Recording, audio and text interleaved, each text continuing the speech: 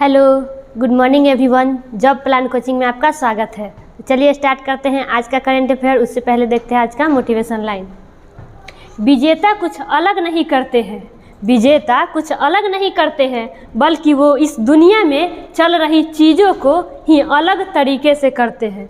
जो दुनिया में जो चल रही है उसको ही अपने अलग तरीके से, अलग अंदाज से वो करते हैं। चलिए देखते हैं आज का पहला क्वेश्चन।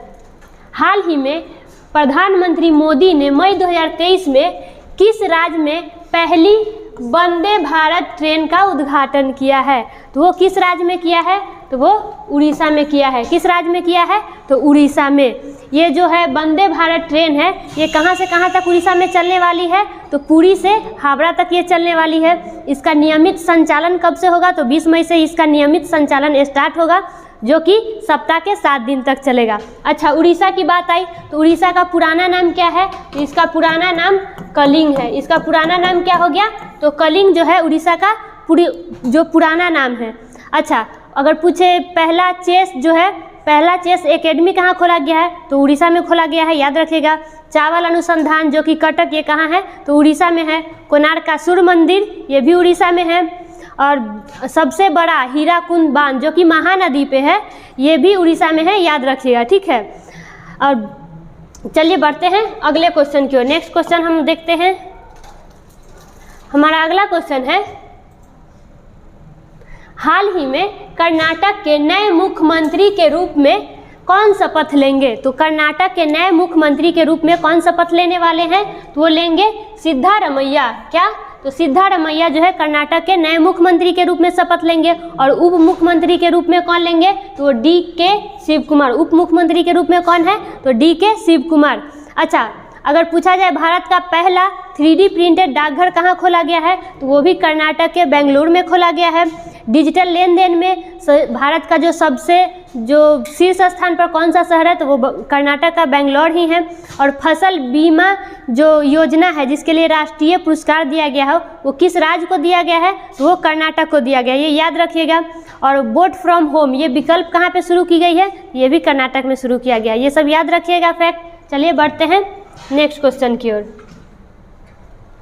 हमारा अगला क्वेश्चन है, मई 2023 में यूरोपीय संघ किस देश के साथ अर्धचालक क्षेत्र पर समन्वय करने के लिए सहमत हुए हैं? तो ये यूरोपीय संघ है, वो किस देश के साथ इसके लिए समन्वय के लिए रेडी हुए हैं? तो वो देश है भारत। वो कौन सा देश है? तो वो देश है भारत। चलिए बढ़ते हैं अगले क्वेश्चन की ओर। हमारा अगला क्वेश्चन क्या है?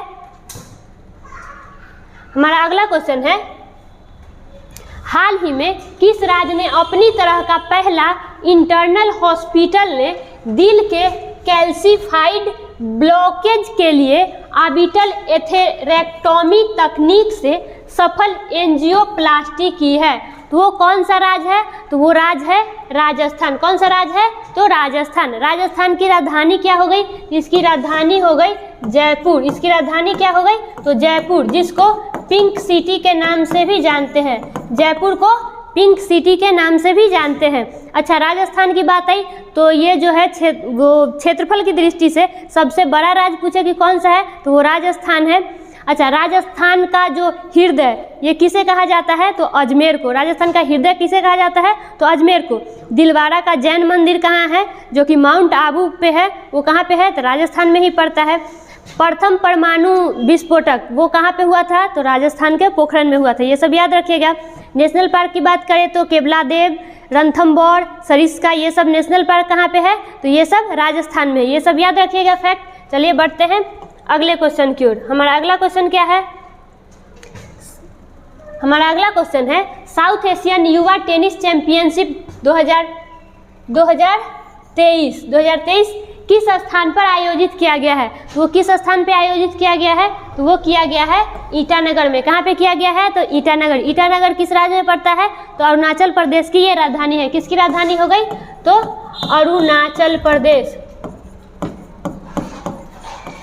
अरुणाचल प्रदेश की राजधानी कौन हो गई? तो ईटानगर। अच्छा, यहाँ के अगर सीएम पूछे कि अभी वर्तमान में अरुणाचल प्रदेश के सीएम कौन है? तो पेमा खांडू। सीएम कौन है? तो सीएम हो गए पेमा खांडू, यहाँ के सीएम हो गए। और गवर्नर पूछे, गवर्नर कौन है? तो केटी पटनायक, गवर्नर कौन है? तो केटी पटनायक, कैवल्य त्रिविक्रम पटनायक जो है यहाँ के गवर्नर है। अच्छा, ये अरुणाचल प्रदेश में है, तो यहाँ पे बालोंग मेला, तुरग्या महोत्सव, ये सब कहाँ मनाया जाता है? तो अरुणाचल प्रदेश में मनाया जाता है। वाइब्रेट विलेजेज प्रोग्राम कहाँ पे स्टार्ट किया गया है? तो वो भी अरुणाचल प्रदेश में स्टार्ट किया गया है। ये सब फैक्ट याद रखिएगा। अच्छा, ये जो नामदफा नेशनल पार्क है जो कि सबसे ऊंचाई पर है, सबसे ऊंचाई पर पूछे कौन सा नेशनल पार्क है? तो नामदफा। ये भी कहाँ स्थित है? ये अरुणाचल प्रदेश में स्थित है। ये सब फैक्ट को याद रखिएगा। चलिए बढ़ते हैं अगले क्वेश्चन की ओर। हमारा अगला क्वेश्चन है, हाल ही में किसने केंद्रीय कानून मंत्री के रूप में किरण रिजिजू का स्थान लिया है? यानी कि अभी जो कुछ दिनों पहले केंद्रीय कानून मंत्री कौन थे? तो किरण रिजिजू थे। अब उनके स्थान पे कौन से आ गए हैं? तो उसके स्थान पे आ गए हैं अर्जुन राम मेघवाल। उनके स्थान पे कौन से आ गए हैं? तो अर्जुन राम मेघवाल। और किरण रिजिजू को कौन सा पद दे दिया गया है? तो पृथ्वी विज्ञान मंत्रालय। इन्हें कौन सा पद दिया गया है? तो पृथ्वी विज्ञान मंत्रालय इन्हें दिया गया है। इससे पहले पृथ्वी विज्ञान मंत्रालय जो था किनके अधीन था? तो ये जितेंद्र सिंह उनके मंत्री थे। ये सब याद रखिएगा। चलिए बढ़ते हैं नेक्स्ट क्वेश्चन की ओर। हमारा अगला क्वेश्चन क्या है? तो अगला क्वेश्चन है, हाल ही में एथलीट ज्योति याराजी ने फेडरेशन कप में महिला की 100 मीटर बाधा दौड़ में कौन सा पदक जीता है? तो ये जो एथलीट ज्योति याराजी है, इन्होंने कौन सा पदक जीता है? तो इन्होंने जीता है स्वर्ण पदक। कौन सा पदक जीता है? तो स्वर्ण पदक। अच्छा, ये फेडरेशन कप एथलेटिक्स इवेंट जो है ये कहाँ पे हुआ है? तो ये रांची के बिरसा मुंडा जो स्टेडियम है रांची का, वहाँ पे ये हुआ है। अच्छा, ये जो ज्योति है जिन्होंने स्वर्ण पदक जीता है, किसने जीता है स्वर्ण पदक? तो ज्योति। ये कहाँ की रहने वाली है? तो ये आंध्र प्रदेश की रहने वाली है। इनकी उम्र क्या है? तो 22 साल की ये एथलीट है। ये बात याद रखिएगा। चलिए बढ़ते हैं अगले क्वेश्चन की ओर। हमारा अगला क्वेश्चन क्या है, हाल ही में किस राज्य में नाथ कॉरिडोर बनाया जाएगा? तो कौन से राज्य है जहाँ पे नाथ कॉरिडोर को बनाया जाएगा? तो वो बनाया जाएगा उत्तर प्रदेश में। कहाँ पे बनाया जाएगा? तो उत्तर प्रदेश में। उत्तर प्रदेश के जो बरेली जिला है वहाँ पे बरेली के 7 पौराणिक नाथ मंदिरों को जोड़कर ये कॉरिडोर को बनाया जाएगा। अच्छा, उत्तर प्रदेश की बात आई तो अगर पूछा जाए कि बच्चों के लिए पहला डिजिटल हेल्थ कार्ड बनाने वाला राज्य कौन सा है? तो वो उत्तर प्रदेश है। स्वच्छता के लिए किस राज्य को हुडको पुरस्कार से सम्मानित किया गया है? तो वो भी उत्तर प्रदेश को किया गया है। सरकारी विभागों में 100% इलेक्ट्रिक वाहनों को रखने का लक्ष्य किस राज्य को रखा गया है? वो भी उत्तर प्रदेश है। स्कूल चलो अभियान 2023 जो कि उत्तर प्रदेश में लागू किया गया है। राष्ट्रीय जलवायु सम्मेलन जो कि उत्तर प्रदेश के लखनऊ में। सेरिकल्चर मेला का उद्घाटन कहाँ पे हुआ है? तो उत्तर प्रदेश के गोरखपुर में हुआ है। ये सब याद रखिएगा। चलिए बढ़ते हैं नेक्स्ट क्वेश्चन की ओर। हमारा अगला क्वेश्चन है, हाल ही में यूपी यानी उत्तर प्रदेश के किस स्थान पर पहला आरोमा पार्क स्थापित किया जाएगा? तो ये जो पहला आरोमा पार्क जो है वो कहाँ पे स्थापित किया जाएगा? तो ये पार्क स्थापित किया जाएगा उत्तर प्रदेश के कन्नौज में। कहाँ पे स्थापित किया जाएगा ये? तो उत्तर प्रदेश के कन्नौज में ये पार्क को स्थापित किया जाएगा। अच्छा, उत्तर प्रदेश की राजधानी क्या हो गई? इसकी राजधानी हो गई उत्तर प्रदेश की लखनऊ। उत्तर प्रदेश की राजधानी क्या हो गई? तो लखनऊ, जो कि किस नदी किनारे है? तो गोमती नदी के किनारे है। उत्तर प्रदेश की राजधानी क्या हो गई? लखनऊ, जो कि गोमती नदी किनारे है। और उत्तर प्रदेश को नवाबों का शहर कहते हैं। क्या कहते हैं? तो नवाबों का शहर, जो कि उत्तर प्रदेश को कहते हैं। ये याद रखिएगा। अच्छा, ये जो है उत्तर प्रदेश जनसंख्या की दृष्टि से अगर पूछे कि भारत का सबसे पहला राज्य वो कौन सा है? तो ये उत्तर प्रदेश है। दुधवा नेशनल पार्क जो है वो कहाँ पे है? तो वो उत्तर प्रदेश में है। और सेंट्रल ड्रग्स रिसर्च इंस्टीट्यूट कहाँ पे है? तो भी उत्तर प्रदेश में भी है। ये याद रखिएगा। चलिए बढ़ते हैं नेक्स्ट क्वेश्चन की ओर। हमारा अगला क्वेश्चन है, हाल ही में किस राज्य ने हाथियों की डीएनए प्रोफाइलिंग शुरू की है? तो हाथियों के लिए डीएनए प्रोफाइलिंग शुरू करने वाला राज्य कौन है? तो वो है झारखंड। कौन सा राज्य है? तो झारखंड। झारखंड की राजधानी क्या हो गई? इसकी राजधानी हो गई रांची। झारखंड की राजधानी क्या हो गई? तो रांची। वर्तमान में यहाँ सीएम कौन है? यहाँ सीएम जो हो गए हेमंत सोरेन।